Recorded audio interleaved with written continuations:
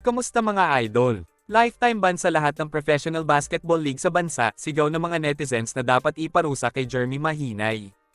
Madami nga ang napataas ang kilay matapos magdesisyon ng MPBL na indefinite suspension at pagmultahin lang ng 100,000 pesos si Mahinay dahil sa napakadelikadong dirty play na ginawa nito sa Zamboanga player na si Ray Barcuma na muntikan ng magresulta ng isang major injury.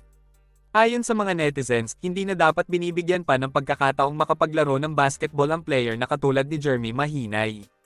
Makikita nga sa actual video na sinadyang ilawit ni Mahinay ang kanyang tuhod para pigilan ang layup attempt ni Barcuma. Mabuti na nga lang at napigilan ng mga Zamboanga players na sugurin at kumprontahin ang sentro ng Negros mga idol. Mukhang hindi na din nga maganda ang sunod-sunod na nangyayari ngayon sa MPBL.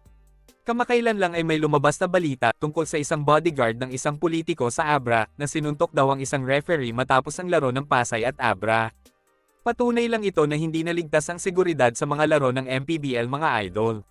Bagamat maganda ang layunin ni former boxing champion Manny Pacquiao na mabigyan ng trabaho ang mga basketball player na hindi nabigyan ng pagkakataong makapaglaro sa PBA, kapalit naman nito ay ang hindi maayos na palakad ng mga MPBL officials para maprotektahan ang mga fans at ang mga manlalaro.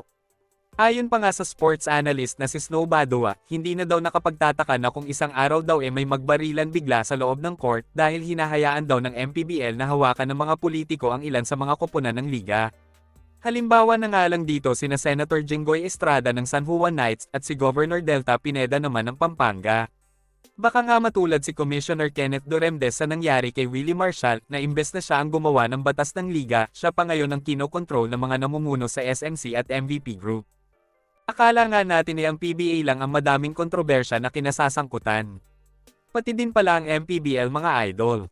Kung ang PBA ay sumasakit na ang ulo dahil wala nang nanunood sa mga laro nila, ang MPBL naman ay hindi na makontrol ang mga insidente ng suntukan at game fixing sa kanilang liga. Madami tuloy ang nababahala na baka makalipas ang 10 taon wala na tayong mapanood na PBA at MPBL sa TV at sa mga social media website. Wala na kasing masyadong tumatangkilik manood ng mga laro ng dalawang ligang ito dahil sa dami ng kontrobersya na kinasasangkutan nila mga idol.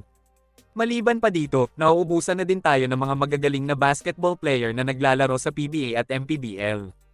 Karamihan kasi ng mga superstar ng amateur league kagaya ng UAAP at NCAA, mas pinipiling maglaro sa B-League at KBL matapos ang kanilang eligibility sa kolehiyo dahil sa laki ng sahod. Panigurado na mas dadami pa ang problema ng dalawang magkaribal na ligang ito kapag hindi nila kaagad nagawa ng aksyon ang mga hinaing ng mga netizens. Hanggang dito na lang muna mga idol. Maraming salamat sa panonood. Kita-kits ulit tayo sa videos na aking ipapalabas patungkol sa basketball. Kung bago ka pa lang sa channel ko, please consider to subscribe at huwag kalimutan pindutin ang like at notification bell button para updated ka sa videos na aking ipapalabas. Salamat mga idol.